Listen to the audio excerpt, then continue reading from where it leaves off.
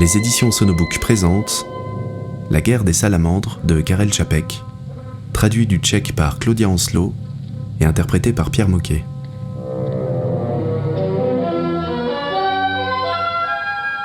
Livre 1, Andreas Skugzery. Chapitre 1, La manie du capitaine Vantor. Si vous cherchez la petite île de Tanamasa sur la carte, vous la trouverez en plein sur l'équateur, un peu à l'ouest de Sumatra. Mais si vous montez sur le pont du Kandong Bandong, pour demander au capitaine J. Vantor ce que c'est que cette Tanamasa devant laquelle il vient de jeter l'ancre, il lâchera une bordée de jurons, puis il vous dira que c'est le plus sale coin de l'archipel de la Sonde, encore plus minable que Tababala, et tout aussi perdu que Pini ou Banjak, qu'il n'y vit, sauf votre respect, qu'un seul homme, sans compter, bien sûr, ces pouilleux de Batak, et que c'est un agent commercial, un soulard, un bâtard de Cubains et de Portugais, plus voleur, mécréant et cochon que tous les Cubains et tous les Blancs pris ensemble, et que s'il y a au monde quelque chose de foutu, c'est bien cette foutue vie sur cette foutue Tanamasa, c'est moi qui vous le dis, monsieur.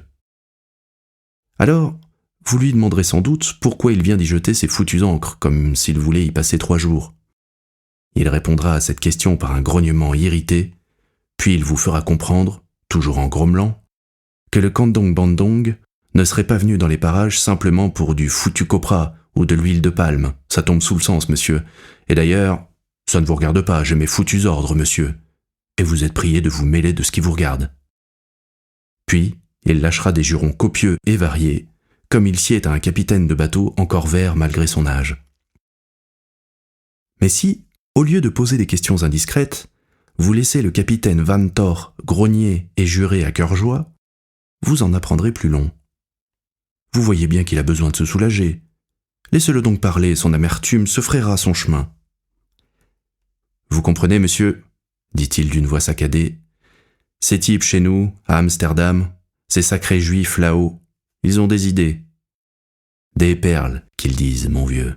Voyez donc si vous pouvez nous trouver des perles. Il paraît que les gens sont fous de perles, en ce moment et en général.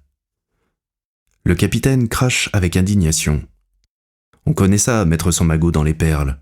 Tout ça parce que vous, les hommes, vous voulez tout le temps des guerres ou quoi? On a peur pour son argent, c'est tout. Et c'est ce qu'on appelle la crise, monsieur.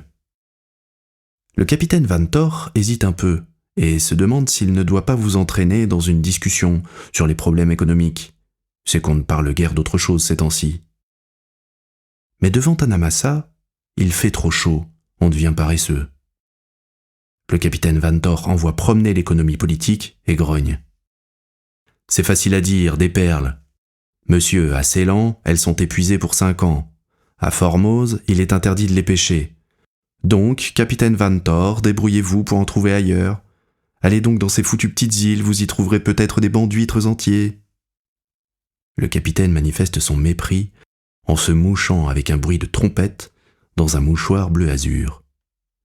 Ces rats là-bas en Europe s'imaginent qu'il y a encore des découvertes à faire ici. Bon sang de bon sang, quels crétins! Ils finiront par me demander de regarder dans les trous de nez des Bataques pour voir s'il n'y a pas de perles dans leur morve. Trouvez des perles ailleurs, trouvez du nouveau.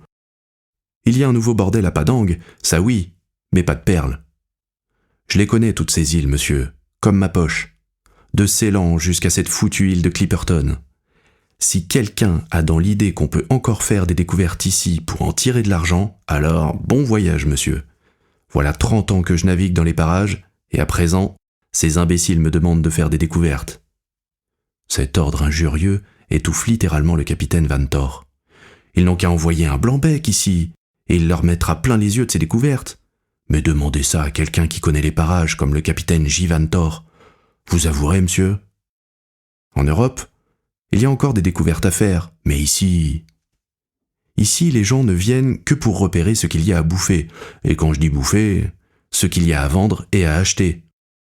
Monsieur, je vous le dis, si dans ces foutus tropiques il restait encore quelque chose qui vaille un sou, on y trouverait déjà 3 agents en train d'agiter leur mouchoir morveux pour faire signe d'arrêter au bateau de 7 pays. Oui, monsieur, c'est comme ça. Ici, je m'y connais mieux que l'office des colonies de Sa Majesté, sauf votre respect. Le capitaine Van Thor s'efforce de maîtriser sa juste colère, et il y parvient après avoir tonné encore un bon moment. Vous les voyez là-bas, ces deux sales flemmards. Ce sont des pêcheurs de perles de Ceylan, que Dieu me pardonne, des Cingalais comme le Seigneur les a créés. Mais pourquoi il les a créés, moi je n'en sais rien. C'est ça que je trimballe avec moi maintenant, monsieur. Et quand il m'arrive de trouver un bout de côte qui ne soit pas marqué Agency ou Bata ou Bureau des douanes, je mets ça à l'eau pour chercher des huîtres. Le petit drôle là-bas est capable de plonger à 80 mètres. L'autre jour, aux îles Princes, il est descendu à 90 pour repêcher la manivelle d'une caméra de film, monsieur. Mais des perles, pensez-vous? Pas l'ombre d'une perle. Sale racaille, ces Cingalais. Voilà le foutu travail que je fais, monsieur. Faire semblant d'acheter l'huile de palme, tout en cherchant des huîtres perlières. Ils finiront par me demander de découvrir un continent vierge, non mais des fois. Ce n'est pas un travail à demander à un honnête capitaine de cargo, monsieur. J. Van Thor n'est pas une espèce de sale aventurier, non. C'est moi qui vous le dis, monsieur. Et ainsi de suite. La mer est vaste et l'océan du temps est sans borne. Crache dans la mer, et elle ne se soulèvera point. Maudit ton sort, il ne changera pas.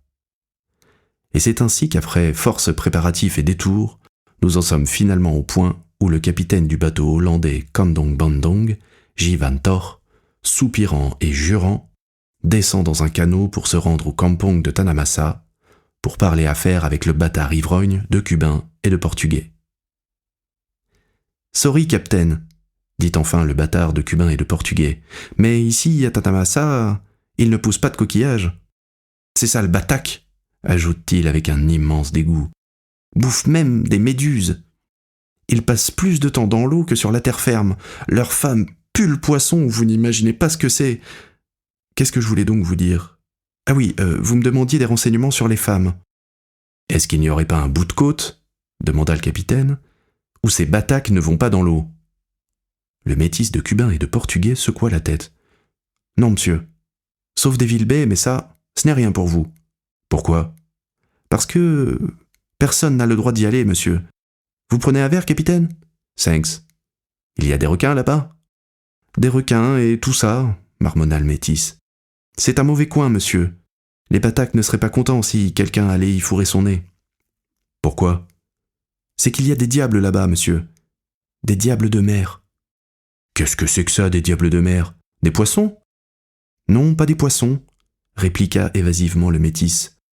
Ce sont tout simplement des diables, monsieur. Des diables sous-marins.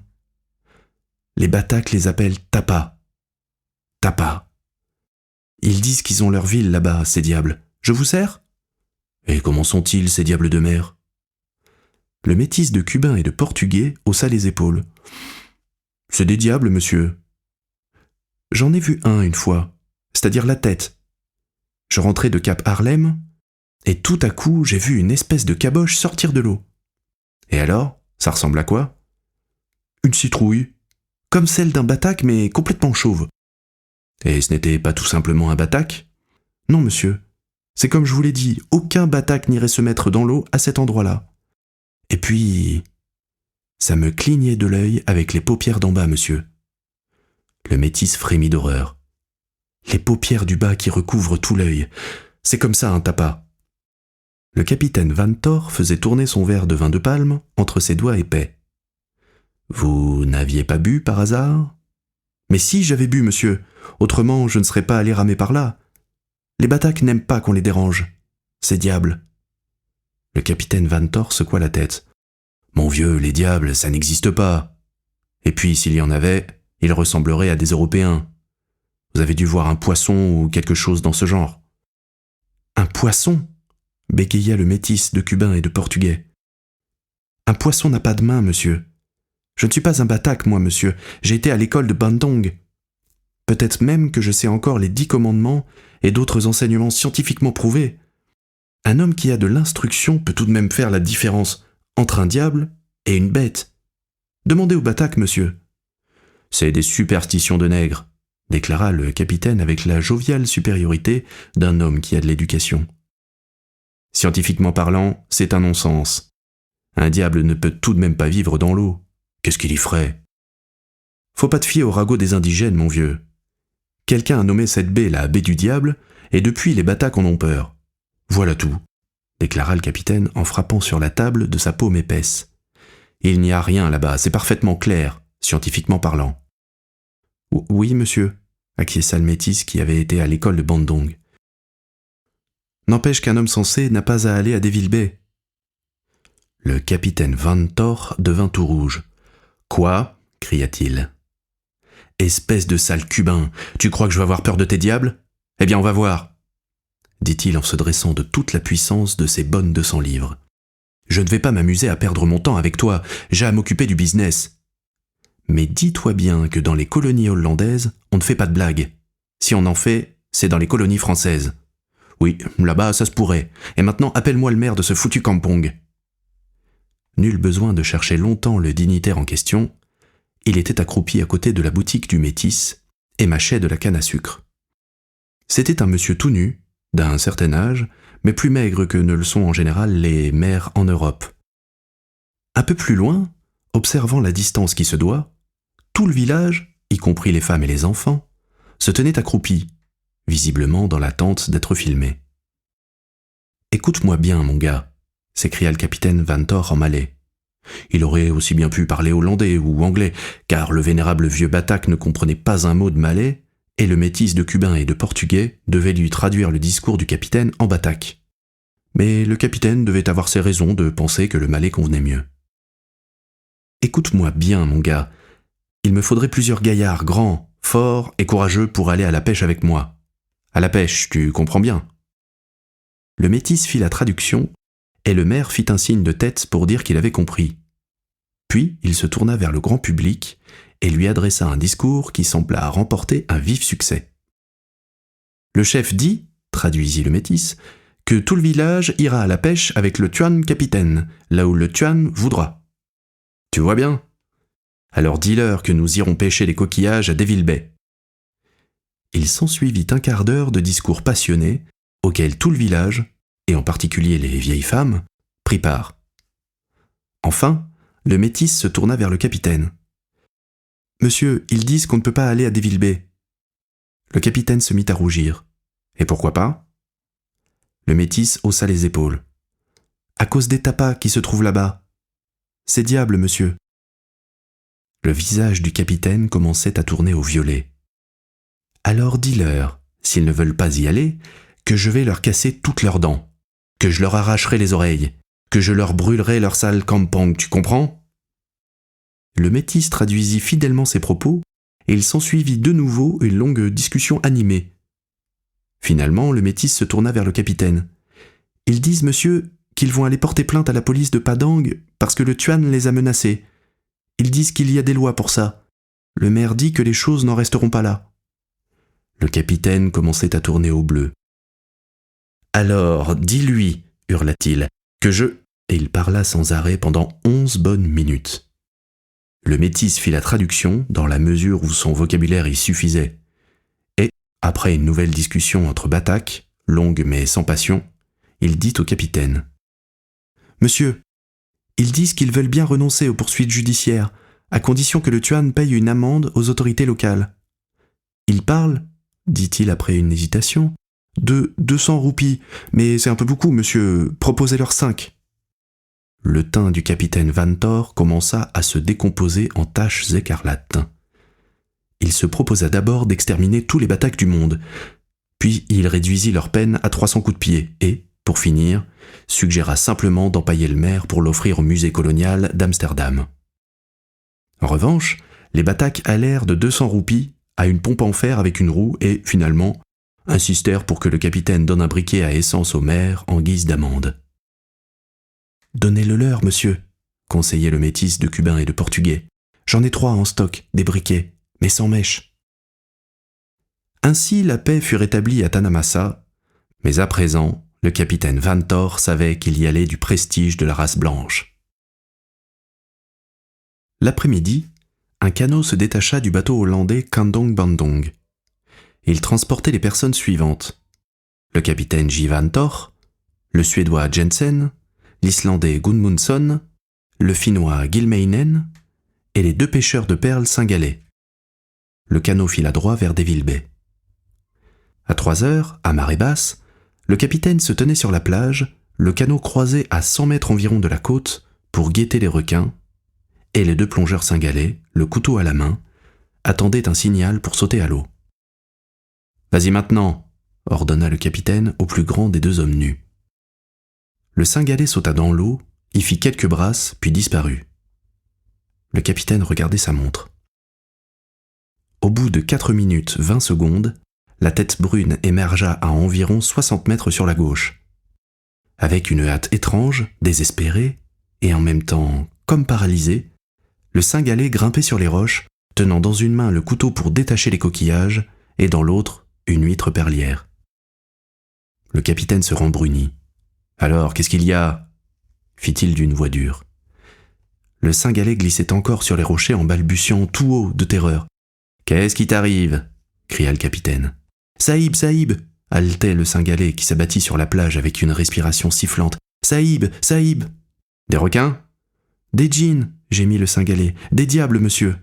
Des milliers et des milliers de diables !» Il s'enfonçait les poings dans les yeux. « Rien que des diables, monsieur !»« Fais voir cette huître !» ordonna le capitaine. Il l'ouvrit avec son couteau. Elle contenait une petite perle d'une eau pure. « C'est tout ce que t'as trouvé ?» Le cingalais sortit encore 3 petites huîtres du sac qu'il portait au cou. « Il y en a des huîtres là-bas, monsieur, mais ces diables les surveillent. Ils me regardaient quand je les coupais. » Ses cheveux ébouriffés se dressèrent d'horreur. « Saïb, pas ici !» Le capitaine ouvrait les huîtres. 2 étaient vides et la 3e contenait une perle grosse comme un pois, ronde comme une goutte de mercure. Le capitaine regardait tour à tour la perle et le cingalais effondré à terre. « Écoute, » dit-il avec un peu d'hésitation, « tu ne voudrais pas plonger encore une fois ?» Le cingalais secoua la tête sans rien dire. Le capitaine sentait des jurons lui démanger la langue. Il se surprit lui-même à parler bas et presque avec douceur. « Faut pas avoir peur, petit. À quoi ressemblent-ils, ces diables ?»« On dirait des petits enfants, » soupira le cingalais. « Ils ont une queue, monsieur, et ils sont hauts comme ça. » Il leva sa main à environ 1,20 m de la terre. « Ils se tenaient autour de moi et ils me regardaient faire. Ils formaient une sorte de cercle. » Le cingalais se mit à trembler. « Saïb, Saïb, pas ici !» Le capitaine Vantor était songeur. « Et, dis-moi, est-ce qu'il clignait avec les paupières du bas ou quoi ?»« Je ne sais pas, monsieur, » fit le cingalais d'une voix enrouée. « Il y en a au moins 10 000 là-bas. » Le capitaine se détourna pour chercher le 2e cingalais. Il se tenait à environ 150 mètres de là, et il attendait, l'air indifférent, les bras croisés sur les épaules. Il est vrai que quand on est tout nu, on n'a que ses épaules pour y mettre les mains. Le capitaine lui fit signe sans mot dire, et le petit cingalais sauta dans l'eau. Il sortit au bout de 3 minutes 50 secondes, et l'on vit ses mains glissantes s'agripper au rocher. « Grouille-toi !» cria le capitaine. Puis il regarda plus attentivement, et déjà il bondissait sur les rochers vers ses mains tâtonnantes et désespérées. Personne n'aurait pensé qu'un homme aussi corpulent puisse bondir de la sorte.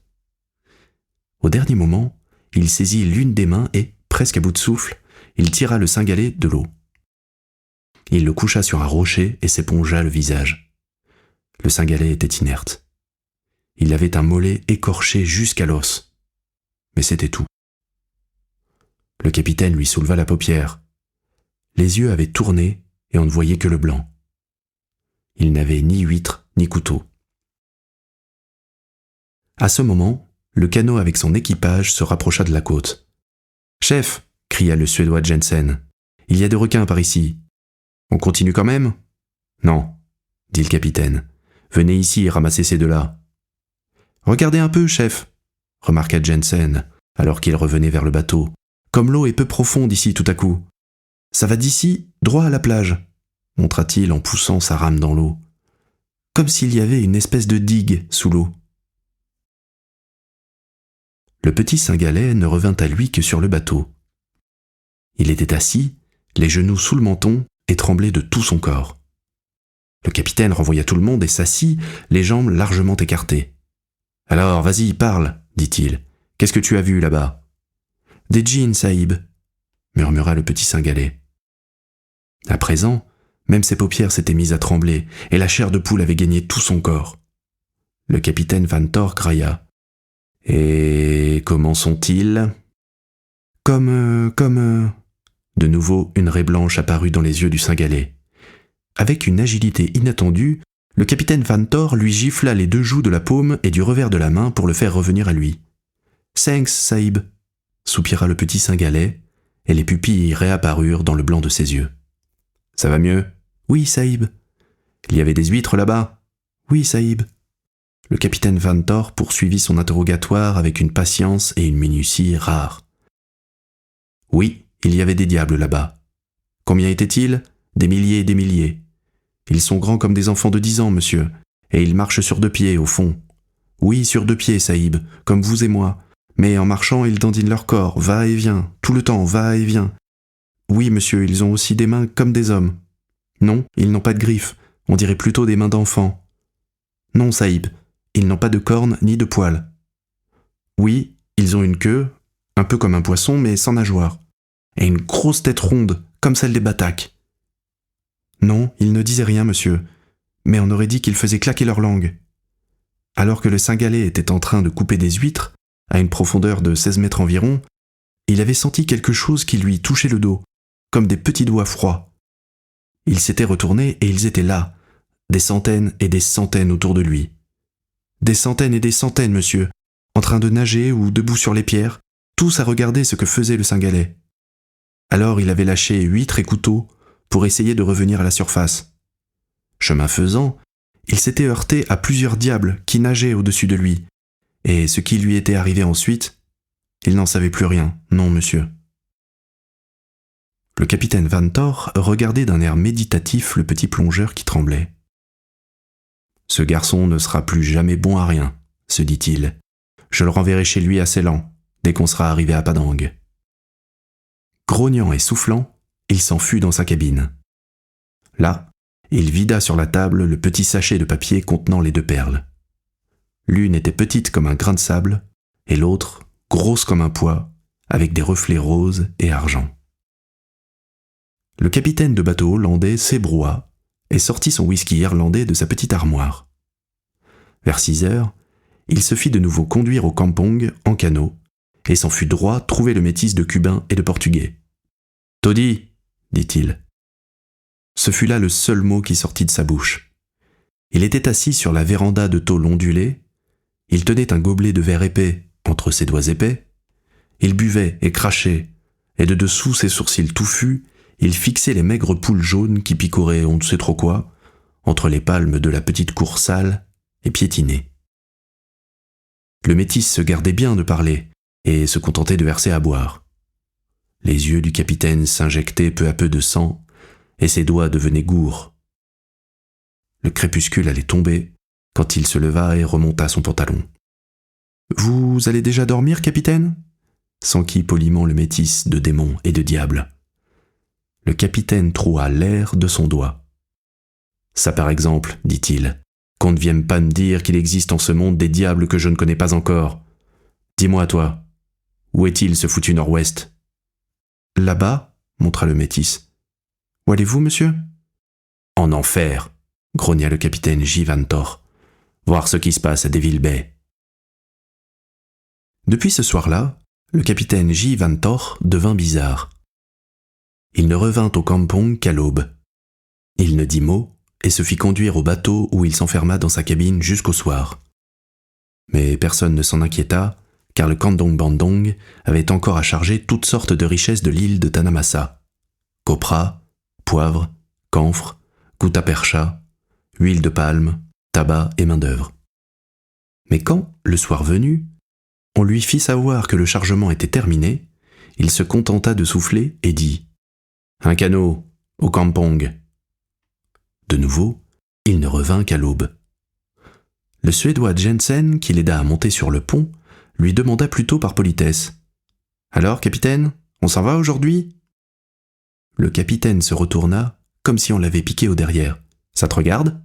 cria-t-il. « Occupe-toi de tes foutues affaires !» Toute la journée, le Kandong Bandong resta ancré à 1 nœud de la côte de Tanamasa sans bouger. Le soir venu, Le capitaine sortit de sa cabine et ordonna « Le canot, au campong !» Le petit grec Zapatis le suivit du regard d'un œil aveugle et d'un œil bigle. « Les gars, gloussa-t-il, ou bien le vieux a une fille, ou bien il est devenu complètement fou. » Le Suédois Jensen fronça les sourcils. « Mais qu'est-ce que ça peut te faire ?» lança-t-il à Zapatis. « Mêle-toi de ce qui te regarde. » Un peu plus tard, accompagné de l'Islandais Gudmundsson, il prit un petit canot et rama en direction de Devil Bay. Là, ils cachèrent le canot derrière des rochers pour voir ce qui allait se passer. Le capitaine arpentait la plage. Il semblait attendre quelqu'un, et de temps en temps il faisait « tss tss ». « Regarde !» dit Gudmundsson en montrant la mer devenue rouge et or au soleil couchant. Jensen compta 2, 3, 4, 6 nageoires tranchantes qui filaient vers Devil Bay. « Bon sang !» grommela Jensen, « c'est plein de requins ici. » À tout instant, les nageoires disparaissaient. La queue frappait l'eau, puis il se faisait un violent remous. Alors, le capitaine Givantor commença à se trémousser furieusement sur le rivage. Il vomissait des jurons et menaçait les requins de son poing. Puis, ce fut le bref crépuscule des tropiques, et la lune se leva au-dessus de l'île. Jensen prit les rames et le canot se rapprocha à un furlong de la côte. À présent, le capitaine était assis sur un rocher. Il faisait toujours « tss tss tss ». Quelque chose bougeait autour de lui, mais il était malaisé de distinguer ce que c'était. « On dirait des phoques », pensa Jensen, « mais les phoques ne marchent pas comme ça. » Ça sortait de l'eau, entre les rochers, avançait le long du rivage en se dandinant comme des pingouins. Jensen rama sans bruit et s'arrêta à un demi-furlong du capitaine. Oui, le capitaine était en train de parler, mais du diable s'il pouvait comprendre ce que c'était. Sans doute du malais ou du tamil. Il agitait les bras comme s'il lançait quelque chose à ses phoques, mais ce n'étaient pas des phoques, constata Jensen, tout en baragouinant du chinois ou du malais. Soudain, la rame levée glissa de la main de Jensen et frappa l'eau. Le capitaine leva la tête, se mit debout et fit une trentaine de pas en direction de l'eau. Tout à coup, il y eut des éclairs et des craquements. Le capitaine tirait sur le canot avec son Browning. Presque en même temps, il y eut un bruissement, un remue-ménage dans la baie, des clapotis comme si des milliers de phoques avaient sauté dans l'eau. Mais Jensen et Gudmundsson appuyaient déjà sur les rames et filaient en coup de vent pour prendre le tournant le plus proche. De retour au bateau, ils ne dirent rien à personne. Ils savent tout de même se taire, ces Nordiques. Le capitaine revint au matin. Il était renfrogné et nerveux, mais il ne dit rien. Seulement, quand Jensen l'aida à monter sur le pont, 2 paires d'yeux bleus se rencontrèrent avec un regard froid et scrutateur. « Jensen, dit le capitaine. « Oui, capitaine. Nous partons aujourd'hui. Oui, monsieur. À Surabaya, vous recevrez votre livret. Oui, capitaine. » Et ce fut tout. Le jour même, le Kandong Bandong appareilla pour Padang. De Padang, le capitaine Givantor envoya à sa compagnie à Amsterdam un petit paquet assuré pour 200 000 livres sterling, en même temps qu'un télégramme demandant un congé d'1 an, pour raison de santé urgente, etc. Puis, il traîna dans Padang jusqu'à ce qu'il eût trouvé celui qu'il cherchait. C'était un sauvage de Bornéo, un Dajak, que les touristes anglais louaient parfois comme chasseur de requins, pour la beauté du spectacle. En effet, le Dajak travaillait à l'ancienne mode, armé seulement d'un long couteau. C'était sans doute un anthropophage, mais il avait un tarif fixe, 5 livres par requin, plus la nourriture. Il était d'ailleurs terrible à voir car sur ses 2 bras, sa poitrine et ses cuisses, la peau était écorchée par la peau de requin, et son nez et ses oreilles étaient ornés de dents de requin. On l'appelait Shark. C'est avec ce Dajak que le capitaine Givantor s'installa sur l'île de Tanamasa. Chapitre 2. Golombek et Valentin. La canicule avait envahi la rédaction. Il ne se passait rien, mais absolument rien. Il ne se passait rien en politique, Il n'y avait pas de situation en Europe, et c'était pourtant l'époque où les lecteurs de journaux, mourant doucement d'ennui, étendus au bord de l'eau ou à l'ombre avare des arbres, démoralisés par la chaleur, la nature, le calme de la campagne et par toute cette vie simple et saine, attendaient avec un espoir tous les jours déçus que le journal leur apportât au moins quelque chose de nouveau et de rafraîchissant, un crime, une guerre, un tremblement de terre, enfin quelque chose. Et quand ils ne trouvaient rien, ils jetaient le journal et déclaraient avec indignation qu'il n'y a rien dans ce journal, mais ce qui s'appelle rien, que ça ne vaut pas la peine d'être lu, et qu'ils ne se réabonneront pas. Dans le même temps, 5 ou 6 rédacteurs abandonnés végètent à la rédaction, car leurs collègues sont aussi en vacances. Ils jettent aussi leur journal avec indignation, et se plaignent que maintenant, on ne trouve rien dans ce journal, mais ce qui s'appelle rien. Et le metteur en page sort de l'imprimerie et dit sur un ton de reproche « Messieurs, nous n'avons toujours pas d'éditorial pour demain. Alors prenez par exemple cet article, oui, sur la situation économique de la Bulgarie, propose l'un des messieurs abandonnés. Le metteur en page soupire. Et qui voulez-vous qui lise ça, monsieur ? Il n'y aura encore rien à lire dans le journal. 6 messieurs abandonnés lèvent les yeux au plafond, comme pour y découvrir quelque chose à lire. S'il pouvait se passer quelque chose, dit l'un d'eux sur un ton vague. Ou bien on pourrait sortir un reportage intéressant, propose le deuxième. Sur quoi ? N'en sais rien. Ou bien inventer une nouvelle vitamine, grommelle le troisième. Pas maintenant, en été, objecte le quatrième. Mon vieux, les vitamines, c'est des trucs calés, c'est plutôt pour l'automne. Bon sang, qu'il fait chaud, bâille le cinquième. On devrait mettre quelque chose sur les régions polaires. Mais quoi ? Comme ça, quelque chose dans le genre de l'Esquimau Wels, des doigts gelés, des glaces éternelles et tout le reste. C'est facile à dire, remarqua le sixième. Mais où vas-tu nous trouver ça ? Silence désespéré dans la salle de rédaction. Dimanche, je suis allé à Jevitcho, dit le metteur en page avec quelque hésitation. Et alors ? J'ai entendu dire qu'un certain capitaine Van Thor y passe ses vacances. Il paraît qu'il y est né, à Jevitcho. Quel Van Thor ? Un gros. Paraît que c'est un capitaine au long cours, ce Van Thor. On m'a dit qu'il pêchait des perles là-bas. Golombek regarda Valenta. Et où les pêchait-il ? À Sumatra, dans les Célèbes et dans ces parages-là. Paraît qu'il y est resté 30 ans. Mon vieux, c'est une idée, dit Valenta. Ça pourrait donner un reportage sensationnel. Golombek, on y va ? On peut toujours essayer, dit Golombek en descendant de la table sur laquelle il était assis. C'est ce monsieur-là, leur dit l'hôtelier à Jevitcho. Attablé dans le jardin, un gros monsieur, les jambes largement écartées, coiffé d'une casquette blanche, buvait de la bière en dessinant pensivement sur la table de son index épais. Les 2 hommes se dirigèrent vers lui. Le rédacteur Valenta, le rédacteur Golombek. Le gros monsieur leva les yeux. What ? Je suis le rédacteur Valenta, et moi le rédacteur Golombek. Le gros monsieur se leva dignement. Le capitaine Van Thor, very glad. Asseyez-vous, les gars. Les 2 hommes s'assirent avec empressement et posèrent leurs bloc-notes devant eux. Qu'est-ce que vous prenez, les gars ? Une grenadine, dit M. Valenta. Une grenadine ? Répéta le capitaine avec méfiance. Et pourquoi une grenadine ? Patron, apportez-leur de la bière. Et alors, qu'est-ce que vous me voulez ? Dit-il en appuyant ses coudes sur la table. C'est vrai que vous êtes né ici, monsieur Van Thor ? Ya, c'est vrai. Et s'il vous plaît, comment êtes-vous allé à la mer ? Bah, via Hambourg. Et depuis combien de temps êtes-vous capitaine ? 20 ans, mon gars. Voilà mes papiers, dit-il avec emphase en tapant sur la poche de sa veste. Je peux vous les montrer.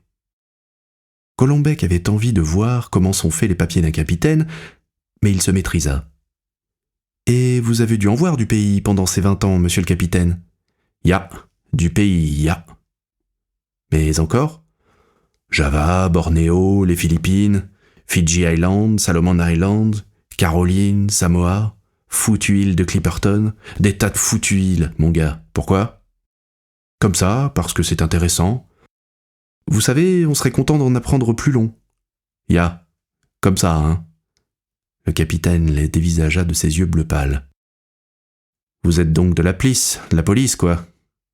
Non, monsieur le capitaine, nous sommes journalistes. Ah, des journalistes. Reporters, hein. Bah écrivez. Le capitaine J. Vantor, capitaine du bateau Kandong Bandong. Comment? Kandong Bandong, port de Surabaya. But du voyage, vacations. Comment dit-on ça? Vacances. Ya, bon sang, vacances. Bah, mettez ça dans la liste des arrivées. Et maintenant, rangez-moi ces calepins, les gars. À la vôtre. Monsieur Vantor, nous sommes venus vous trouver pour que vous nous parliez un peu de votre vie. Pourquoi faire? Nous mettrons ça dans le journal. Ça les intéresserait, les gens, de lire des récits sur les îles lointaines et d'apprendre tout ce qui a vu et vécu leurs compatriotes, un Tchèque, natif de Jevicho. Le capitaine hocha la tête. C'est vrai, ça. Mon petit, je suis le seul capitaine de tout Jevicho. Pour ça, oui. Il paraît qu'il y a encore un autre capitaine d'ici, un capitaine de balançoire bateau, mais à mon avis, ajouta-t-il sur un ton confidentiel, ce n'est pas un vrai capitaine. On mesure ça d'après le tonnage, tu sais? Et quel était le tonnage de votre bateau? 12 000 tonnes, jeune homme. Ça veut dire que vous étiez un grand capitaine, n'est-ce pas? Ya, un grand capitaine, dit Vantor gravement. Avez-vous de l'argent, les gars? Les deux hommes échangèrent un regard incertain. Nous en avons bien un peu. Vous auriez besoin de quelque chose, capitaine? Ya, bah oui, j'aurais besoin. Eh bien, vous voyez, si vous nous racontez beaucoup de choses, on va les écrire et vous toucherez de l'argent. Combien? Peut-être même quelques milliers. En pounds of sterling? Non, en couronne seulement. Le capitaine Vantor secoua la tête. Ça non, ça je les ai moi-même, jeune homme. Il tira de la poche de son pantalon une épaisse liasse de billets. Vous voyez? Puis, il appuya ses coudes sur la table et se pencha vers les deux messieurs. Messieurs, je peux vous proposer un gros business. Comment dites-vous ça? Une grosse affaire? Oui, une grosse affaire. Mais il faudrait me donner, attendez, 15-16 millions de couronnes. Alors? Les deux hommes échangèrent à nouveau un regard incertain. Il faut dire que les rédacteurs s'y connaissent bien, en fous de tout genre, en escrocs et en inventeurs. Minute, dit le capitaine. Je peux vous montrer quelque chose. Les doigts épais fouillèrent dans la poche du veston, puis posèrent quelque chose sur la table. C'étaient 5 perles roses, grosses comme des noyaux de cerises. Vous vous y connaissez en perles? Combien ça peut valoir? Soupira M. Valenta. Ya, lots of money, mon gars. Mais je les porte seulement sur moi pour les montrer, comme échantillon. Alors, vous marcheriez avec moi? Demanda-t-il, leur tendant sa large main par-dessus la table. Golombek soupira. Monsieur Vantor, tant d'argent... Stop! Interrompit le capitaine. Je sais, tu ne me connais pas, mais prends des renseignements sur le capitaine Vantor à Surabaya, à Batavia, à Padang, où tu voudras. Va demander et tout le monde te le dira. Ya, Capitaine Vantor, il n'a qu'une parole. Monsieur Vantor, nous vous faisons confiance, protesta Monsieur Golombek, mais... Attends, ordonna le capitaine. Je sais, tu ne veux pas me donner ton bel argent comme ça. Je t'en félicite, mon gars. Mais tu le donnes pour un bateau, tu vois. Tu achètes le bateau, tu seras le propriétaire, et tu peux aller avec moi. Ya, tu peux venir pour voir comment je m'en occupe de ton bateau. Mais l'argent qu'on va faire, ce sera 50-50. C'est du business honnête, non? Mais, Monsieur Vantor, s'exclama finalement Monsieur Golombek, non sans un certain embarras. Nous n'avons pas tant d'argent. Ya, ça, c'est autre chose, dit le capitaine. Sorry. Bah alors, messieurs, je ne sais pas pourquoi vous êtes venus. Pour que vous nous parliez, capitaine, vous devez en avoir vu des choses. Ya, j'en ai vu, mon gars, de toutes les couleurs. Avez-vous jamais fait naufrage? What? Un shipwrecking? Mais non alors. Qu'est-ce que tu crois? Si tu me donnes un bon bateau, il ne peut rien lui arriver. Je t'ai dit que tu pouvais demander mes références à Amsterdam. Vas-y, demande. Et les indigènes, par exemple, vous en avez connu des indigènes? Le capitaine Vantor secoua la tête. Pour des gens qui ont de l'éducation, ça n'a pas d'intérêt. Pas la peine d'en parler. Alors, parlez-nous d'autre chose. Ya, parlez, grommela le capitaine avec méfiance. Puis vous vendrez ça à une compagnie quelconque, et elle enverra ses bateaux. Je te le dis, Mon vieux, les gens sont des voleurs, et les plus grands voleurs, ce sont les banquiers de Colombo. Vous êtes souvent allé à Colombo? Ya, souvent, et aussi à Bangkok et à Manila. Jeunes gens, déclara le capitaine à brûle-pourpoint, je connais un bateau. Un bateau, tout ce qu'il faut et pas cher pour le prix.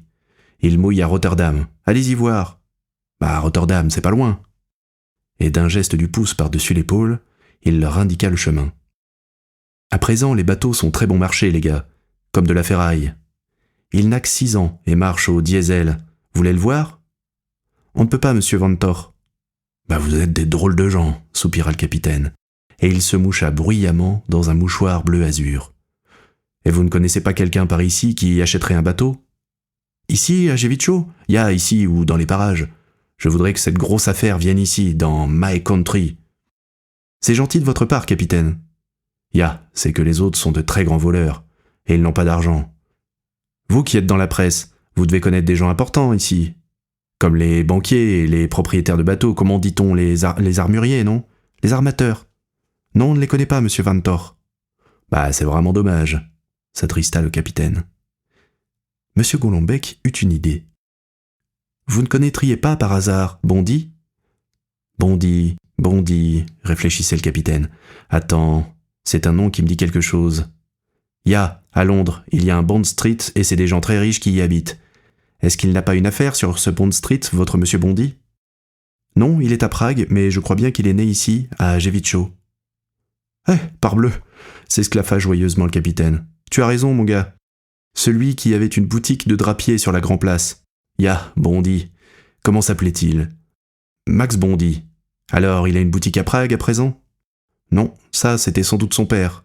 Le Bondy dont je parle, c'est G.H. Bondy. Le président G.H. Bondy, capitaine. G.H. Le capitaine secouait la tête. G.H. Il n'y en avait pas ici de G.H. À moins que ce ne soit Gugus Bondy, mais il n'était pas président.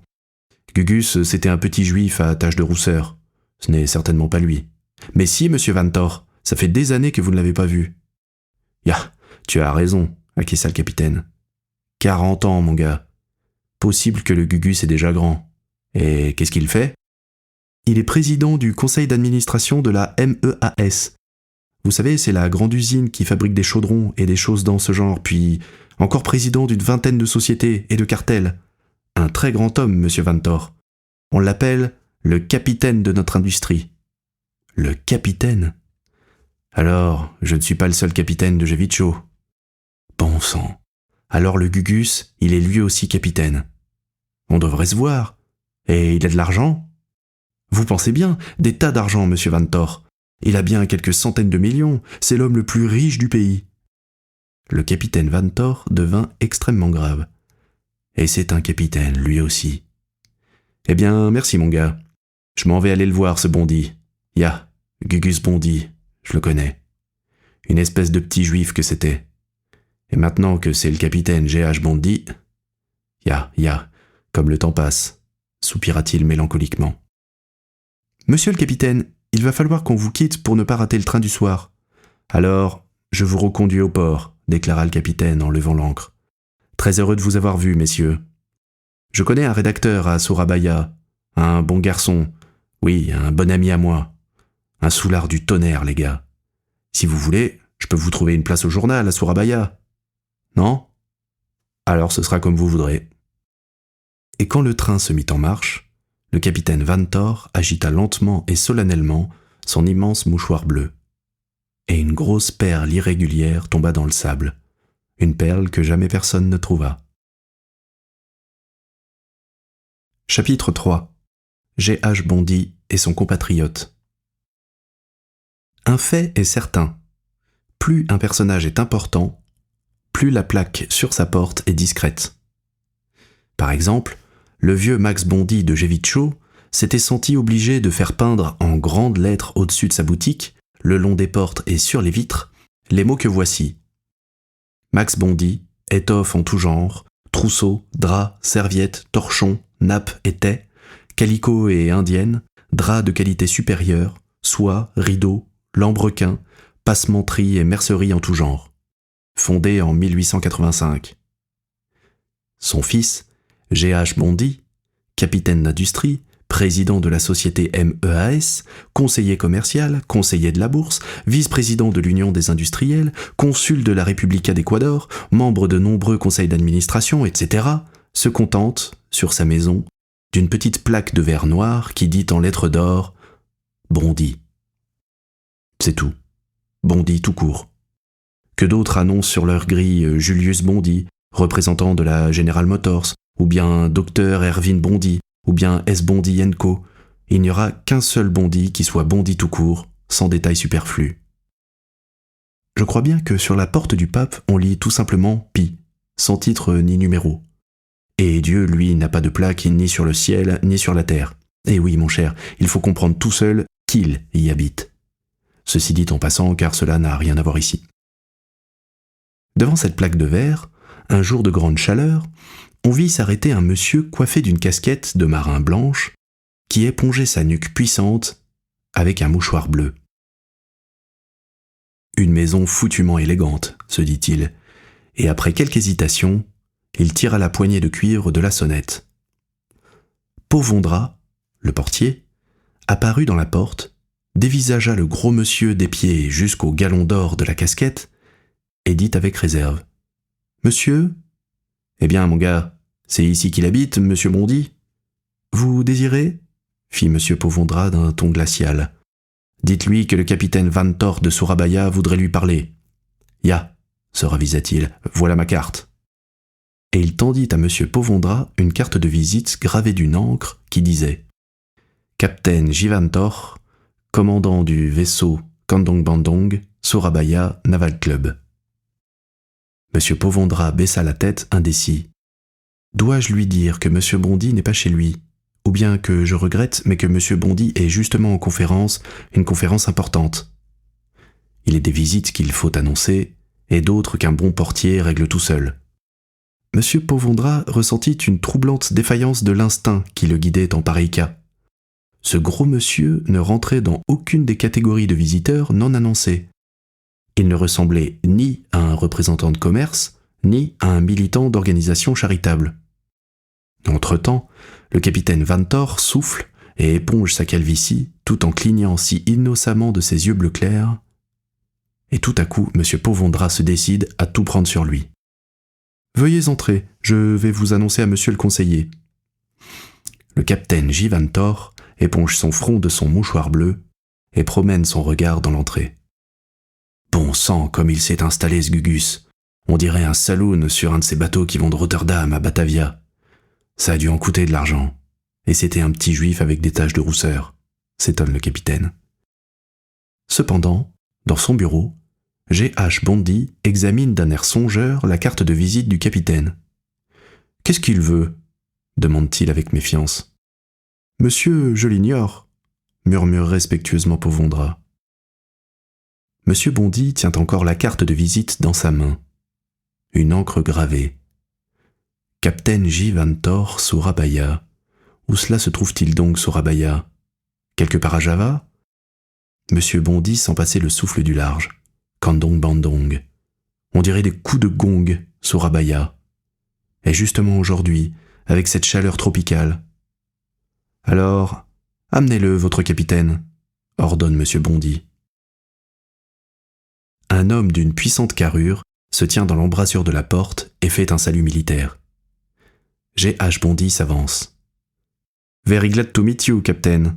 Please come in. »« Bien le bonjour, monsieur Bondy » s'exclame joyeusement le capitaine. « Vous parlez donc notre langue » s'étonne monsieur Bondy. « Ya, je suis tchèque. »« Mais on est en pays de connaissance, monsieur Bondy.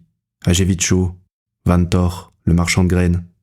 Do you remember ?»« Bien sûr, bien sûr. » G.H. Bondy se réjouit bruyamment, mais au fond, il ressent une petite déception. Ce n'est pas un Hollandais, après tout. « Le marchand de graines Van Thor sur la Grand Place, n'est-ce pas ? Vous n'avez pas changé, monsieur Van Thor. Toujours le même. Et comment vont les affaires ? »« Thanks, » dit poliment le capitaine. « Voilà longtemps qu'il s'en est allé, comme on dit, le père. »« Il est mort ? Eh bien, c'est vrai, vous devez être son fils. » Et brusquement, un souvenir fit briller les yeux de monsieur Bondy. « Mais mon pauvre, ce n'est pas vous, le Vantor, qui se battait toujours avec moi, à Jevitchou, quand nous étions petits ? Ya, c'est bien moi, acquiesça gravement le capitaine. C'est bien pour cela que mes parents m'ont envoyé à Moravska Ostrava. On se battait souvent, mais vous étiez plus fort que moi, reconnut M. Bondy en bon joueur. Ya, j'étais plus fort. Vous étiez un petit juif pas costaud, M. Bondy. Qu'est-ce que je vous envoyais sur le derrière ? Eh oui, c'est vrai, se rappelait G.H. Bondy avec émotion. Asseyez-vous donc, mon cher compatriote. C'est gentil d'être venu me voir. Quel bon vent vous amène ? Le capitaine Vantor s'installa posément dans un fauteuil de cuir et mit sa casquette par terre. J'ai ici mes vacances, monsieur Bondy. Oui, c'est bien ainsi. That's so. Vous vous rappelez, dit monsieur Bondy, plongeant dans ses souvenirs, quand vous veniez crier derrière moi « Juif, juif, le diable t'emporte dans ses griffes !»